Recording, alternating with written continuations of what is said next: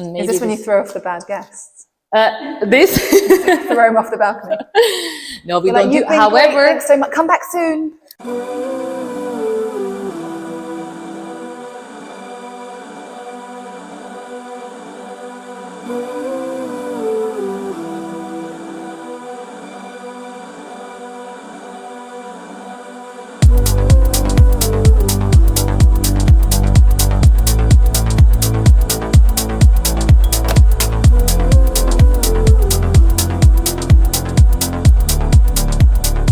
hello everyone, and welcome to the Middle Ground. I'm Victoria, today's host for the episode.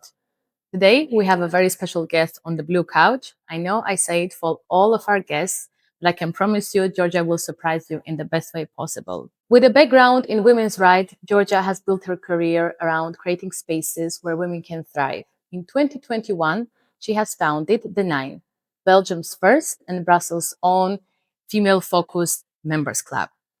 With Lebanese and British roots and many lives lived between Canada and Egypt, Georgia has made Brussels her home while balancing family, business, and a circle and community of powerhouse women. She, much like Valeria and I, loves Brussels, appreciates all the amazing things that the city offers, but at the same time is aware of all the challenges we have here. So today we're going to talk to her about what it feels like to build a business and family in a city like Brussels. Georgia, welcome. Thank you so much for joining the Middle Ground.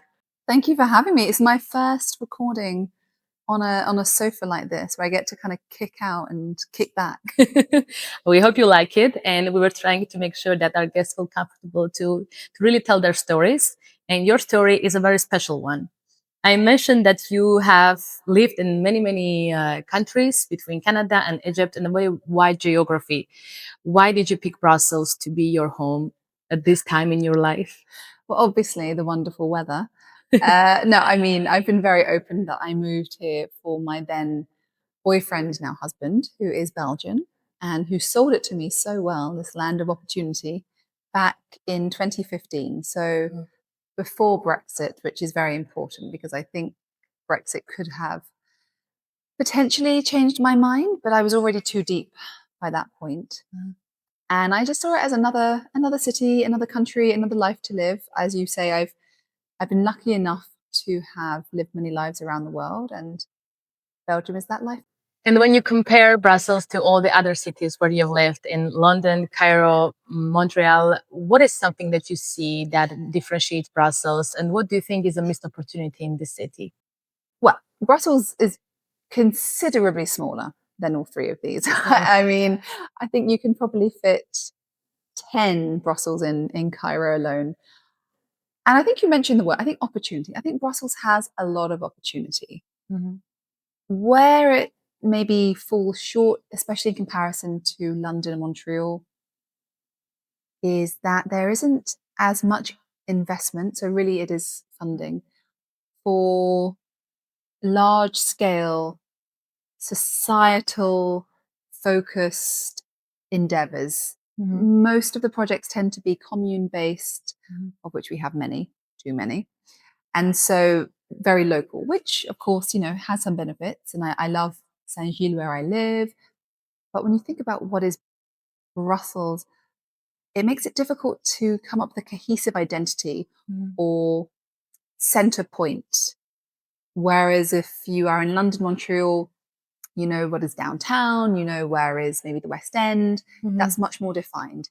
Here, there's no kind of central point, and then the radius around that doesn't exist because it varies depending on which commune or, quarter you're in. Okay. And you mentioned opportunity because I also moved to Brussels because of the opportunity. I'm originally from Armenia, and I would say that the city has provided with a lot of opportunities, including this project, which I don't think I would be able to do if I wasn't here.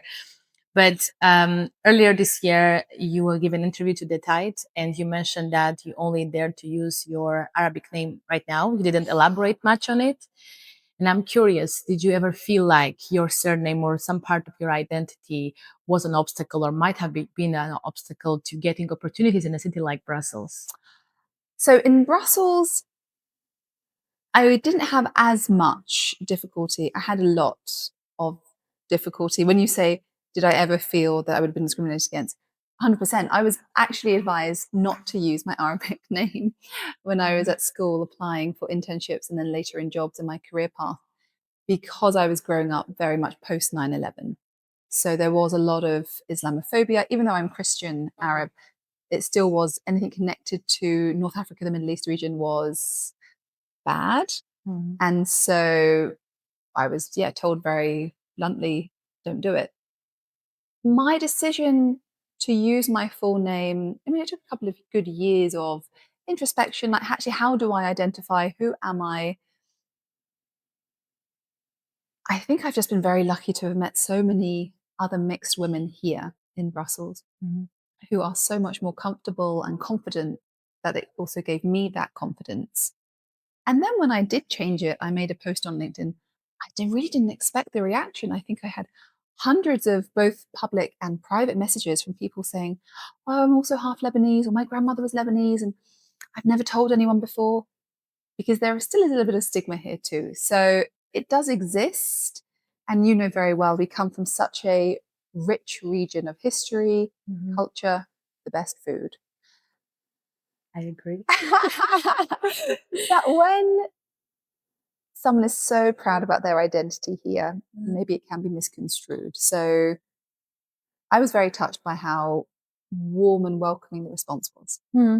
I mean, finally, we have the same surname, just in our own cultural way. I'm Mouradian, and you are Mourad. And people were always joking that I'm not a real Armenian, because my etymology, of course, comes from Arabic, the surname, but of course, it's a region that has been mixed and matching for many, many centuries. But I know what it means, because my surname is also very clearly indicating where I come from with the Yan, and everybody immediately knows that I'm Armenian. And sometimes it can be a nice way to connect with other people. Sometimes it can also be a challenge, because first, you get the questions that people always want you to ask, which are the most, the big ones. I think the same thing's happening with Ukrainians right now, when they always ask you, so how is home, or how is with the war? But yeah, there's a lot of stigma. And in your case, I mean, at least I am 100%, like I'll say, on both sides Armenian. In your case, you have a very interesting mix. You are, and both of them are actually quite dominant in a way. How do you feel about having two these opposing almost identities in you, and carrying it and just still being who you are? So part of me is exhausted. I'm tired. I get tired of having to justify myself in both directions. But on the other hand, I'm so proud. I mean, if you look at the contributions Egypt has made to the world through history, if you look at the UK, rightly and wrongly, great nations. And I feel closer to Egypt because that's where my family are living and have been for the last century. Ethnically, of course, we are Lebanese, but I've only ever been to Lebanon once. And then actually, a huge part of my identity is also Canadian, because that's where I grew up. And that's where I now have a lot of family living. Even my Belgian family are going to Canada, because it really is seen as this land of plenty. So I just feel very grateful that I'm able to combine everything, and I can chop and change a little bit, like picking up my passport. I'm like, which one should I travel with today? And which one's going to get me the least trouble? That is such a gift, and I just embrace it. And some days I'll have tea and biscuits from watch Downton Abbey, and other days I'll have hummus, and then I listen to Amardia with my daughter, who looks at me like I'm crazy. But oh, you like Amardia? Of course. Me How could too. you not? Who doesn't? Who doesn't?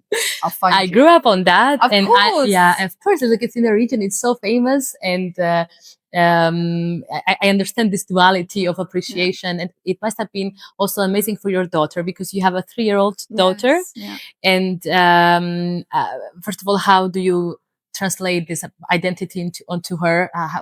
How do you raise her? And also, how do you feel Brussels is a city to raise a child and a family? What are the main advantages in terms of childcare, activities?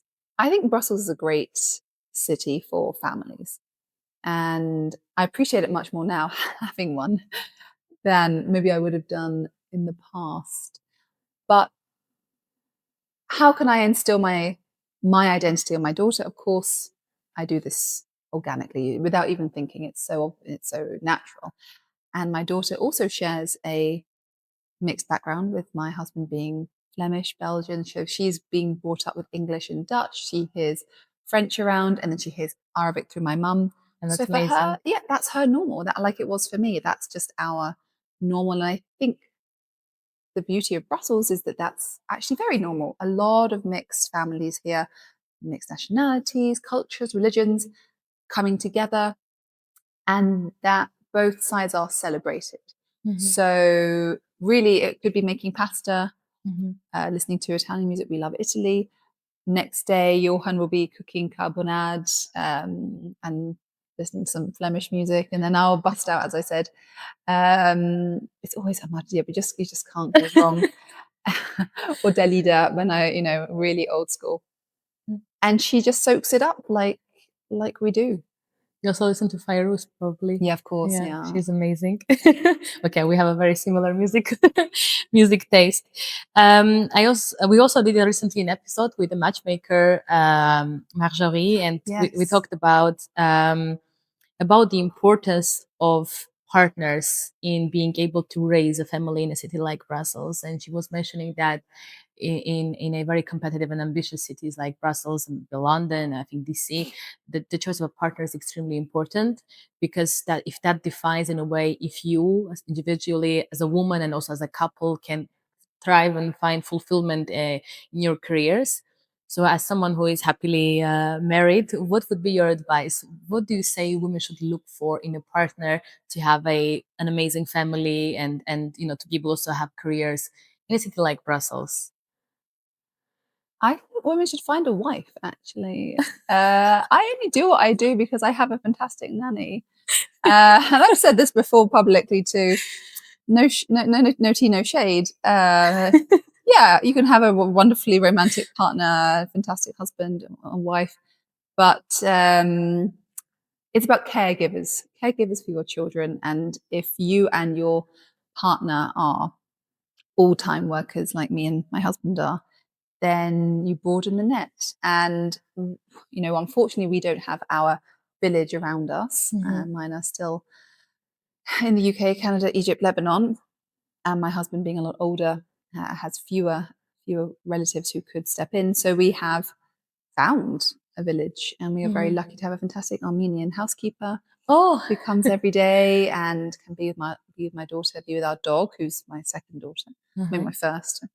A wonderful Italian and Moroccan nanny who's just love personified for my child. And I think how lucky my daughter is to grow up with, again, very mixed cultures, but always a foundation of love and care.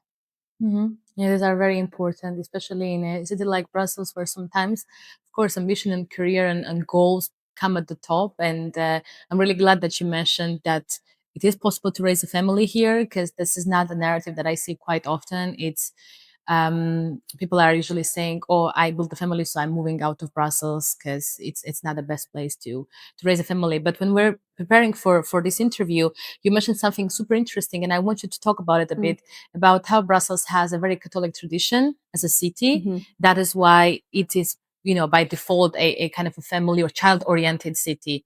Would you want to share your thoughts about it? I'm very curious. Yeah, so I mean, just to give a bit of context to this, so I studied early Christianity at university, and I did my master's thesis on this, and I wanted to do my PhD thesis on this. So I really was, and I am, fascinated in early Christian history, how Christianity became the official religion of the Roman Empire, of which we are still living in the socio-cultural, religious world of. And not really only Brussels, but really Belgium and most of Western Europe, we still have this very Catholic tradition. So you see typically a difference between, and I noticed it between the UK, where of course spun off with the Church of England, versus Italy, still the bedrock of Catholicism in Europe, and children welcomed, not only welcomed, but encouraged and fed in so many different ways. So I see this here where Lloyd's, you have a child area with a play pit and a playpen. You have free play zones, play areas, activities in the park almost every weekend. I get through my commune a list of all the child activities that are happening, divided by age, 0 to 3, 4 to 8, etc., for free. So there is so much happening for families for free. I mean, of course, you know, we pay our taxes, which we'll talk about later. But then this isn't a purely question of privilege. This is really open to everyone. And I love that. I love that for Brussels, that we have on almost any day of the week, a different part of town, a different activity for free and open to all. For adults even. I mean, not only for kids, but for adults. Sometimes it's really hard to pick where you want what to do for the weekend because there is so much to do and you just want to make the best of your time.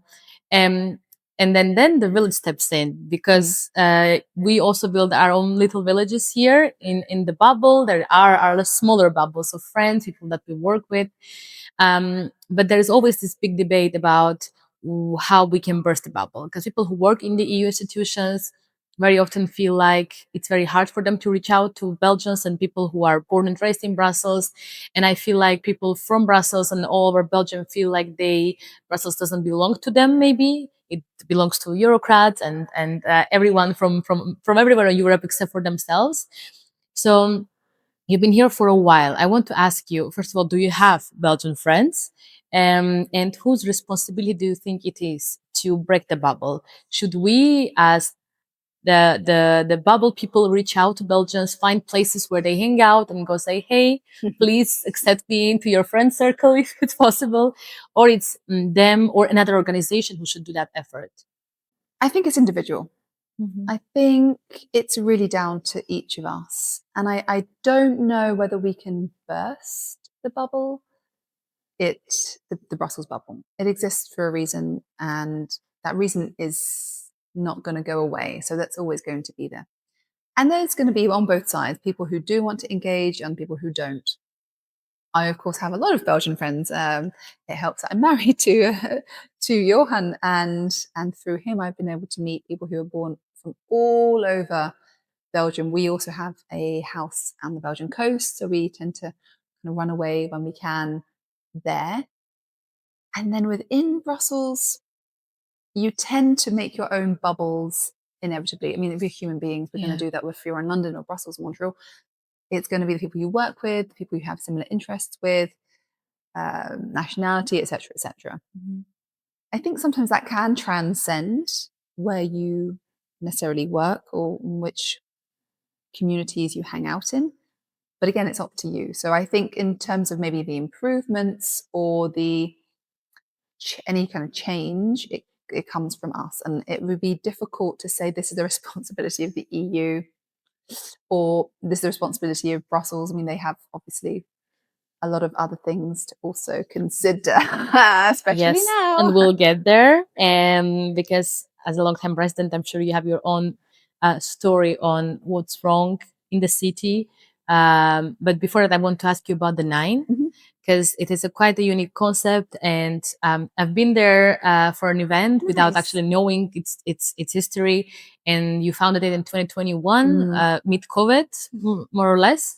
And it is a members club focused on women. But before you had a career in women's rights. So this is what led you to setting up a business like this? What was your idea behind and how your career in women's rights led you there? Yeah, it was a natural, well, I say a natural evolution. It is now looking back. So having spent many years focused on the Middle East and women in the Middle East, I suffered a period of burnout, and the doctor said, you're on bed rest, you cannot travel, cannot move, you stay where you are. And I distinctly remember lying in bed, looking at my ceiling, thinking, shit, what can I do for women here that doesn't involve constantly flying back and forth? Because I was going all the time to Egypt, Lebanon, Jordan, any kind of conference, anything I could do, I was getting out. And so it was around about the same time, 2018, that women's clubs and co-working spaces were opening in especially London and the US. And I thought, that's perfect. But I never thought I would do it myself. I just thought, oh, someone's going to open this, or Soho House is going to open, and I'll join them because I'm so passionate about obviously women's rights, gender equality, and communities, being with people. You can tell that I'm an only child, so I'm like, people, where are my people? And it never happened. So after a long time of looking around, and of which there are many groups, which is fantastic, there are many dynamic groups focused on women, gender equality in Brussels, there was no home, and I got a little bit I thought it was a disservice to us that we are having these sometimes very emotional, very powerful conversations with fantastic speakers in hotel basement rooms with no natural light, no view like this, terrible coffee. And yet there were spaces for men, there were spaces that were only for men, there were spaces that were predominantly with men, and then nothing for us. And I remember going out with a very good friend of mine and a group of women from the Gentlewomen's Club, Sabina. We had a Christmas dinner. We were about 20 women in a very nice restaurant in Dansard. And these guys, I remember just like really like elbows out, push their way into the middle of the group. And they're like, hey girls, so what's going on? Like, can we join you? And we were like, no, we're not here for that. And I was like, oh, we really just need our own space. Not because we are witches, well, here we are. We're not a coven. Depends when. Depends how good you are.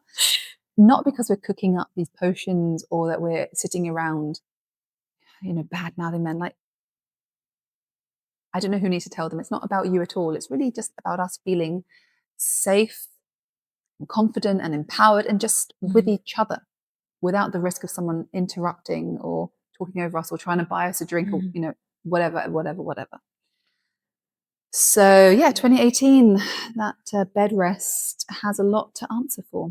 As being a woman and an immigrant woman somehow makes it a little bit difficult. I mean, let's be very objective. We're not saying that it's impossible, but it's quite difficult to make it because of the way a lot of systems are built, and there's a lot of work being done in Europe, in Belgium as well, to make sure that there is a lot of equality of opportunity. But I wanted to ask you, in your experience, do you think Brussels is actually a city where women, particularly immigrant women, have a chance to become entrepreneurs, be successful? Or the problems that we are facing are also faced by Belgian women, for example, and it's a more structural problem? I think it's a more structural problem. I think language does play a large part. And fun fact, everything went quicker in Flemish in Brussels than it did when I tried in French in administration. I think there is historically not the same culture of capitalism, of entrepreneurship, of innovation, which you see more perhaps in North America, you see perhaps in Anglo-Saxon countries. There is a little bit, and my husband always explains it as, Belgium has been conquered by so many different empires and countries that the idea was you don't stick your head above the parapet. You really do try and just keep head down, get on with your work, keep your eye on your neighbor, but not, don't aim too high. So in terms of aspirations, we're not necessarily encouraged as much. And then, taxes, not ideal as a business owner, stringent to the point that I have members who have had to file for multiple bankruptcies. What's different there, however, is this sense of bankruptcy is not complete failure. There's also an acceptance like the odds are stacked against us. And that transcends gender, it transcends background. It really is an issue that the government, if we ever have one, I hope will address. You mentioned that the bankruptcy is not a failure, and I just want to ask you, do you think that there is a cultural failure in Brussels? Because I lived in France before, and I come from Armenia. These are two cultures that where failure is a little bit frowned upon. But I think to the multicultural aspect of it, maybe we have a bit more chances to manage and just to allow some failure in our lives. Do you think that you're allowed to fail in Brussels? Yes and no. What is Brussels? Do we mean Brussels? Like mean Bruxelles? Do we mean the EU area? No one wants to feel that they have failed. Of course, you don't want to feel like you are a failure. But I think realistically, in terms of business, it is difficult to do business in Brussels. So no one would be surprised, let's say, if a business doesn't work out. And I think you have to differentiate, you, human, and business. I have seen many businesses in the street where the club is close, but I've seen many businesses reopen. So it's a little bit swings and roundabouts. And I think you yourself have to decide, is this a failure or am I a failure? And I would really encourage not to go for the latter. Exactly. I mean, failure is falling down and not getting back up again. That's where you have to, we learn, we grow, it's constant momentum. And I would never dissuade anyone from not trying. So if you were to give advice to young women who want to become entrepreneurs, something to look out for, what would it be? I would reach out to other entrepreneurs. I would reach out to other entrepreneur networks or other female business owners that you know, look up to, admire, etc. There are, again, superb groups out there, both if English speaking, French speaking, Dutch speaking. There is a lot of resources. You just have to know where to look. And I wish I knew where to look 9 years ago. I did not know where to look. And so I think I fumbled a lot at the beginning. I had a bit of grace with COVID. But if I knew then what I know now, I think things could have been a lot smoother. So ask questions. Ask questions. Don't be deterred by the word no. I think where Brussels shines is that no will be the first answer, but it isn't always the final answer. Yeah, exactly. And what would you ask or request the Belgian Brussels government to change about, to make sure that we, not only women, but also men, we have more entrepreneurship and innovation in this city? Fewer taxes. Fewer taxes. Just like, it's not rocket science. Everyone wants fewer taxes, please. But people I don't think people understand the cost of staff is prohibitive for most organizations. So I've had, even our next door neighbor at the club had to close his business because he just couldn't do it anymore. He was relying on students, on flexies.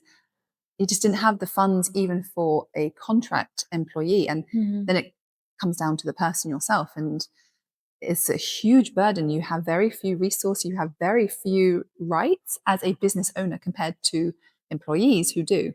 So we need greater support. The Horeca Federation, of which we're a part of, are very good for this. But at the end of the day, they can only do so much when the legislation, regulations, and the taxes are so high. So with everything said, and with all the busy life, I'm going to ask you the question that I asked to all my guests.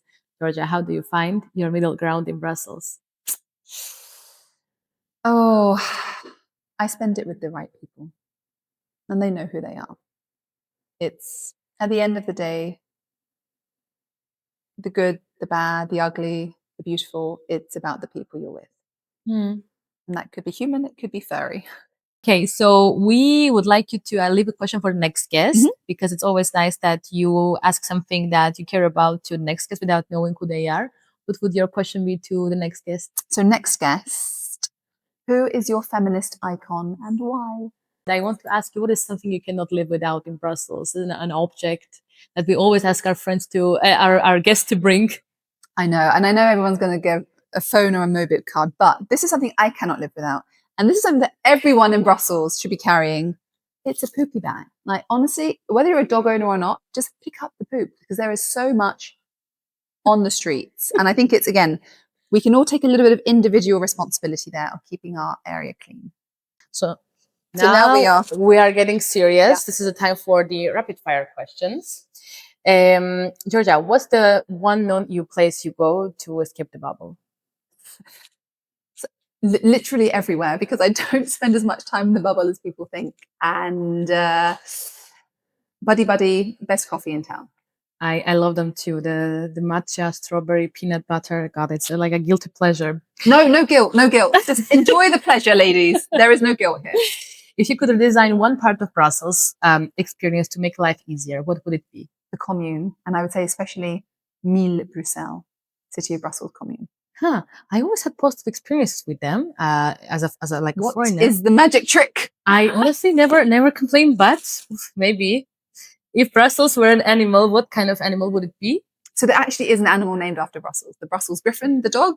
Has no one said this before? No. One of our guests said that Brussels actually is like a dog, but I didn't know about the special breed. Yes, it is a small, slightly scrappy, I want to say, surreal little dog, which I think exemplifies Brussels very well. The best cultural institution of Brussels. Cultural institution? Yeah.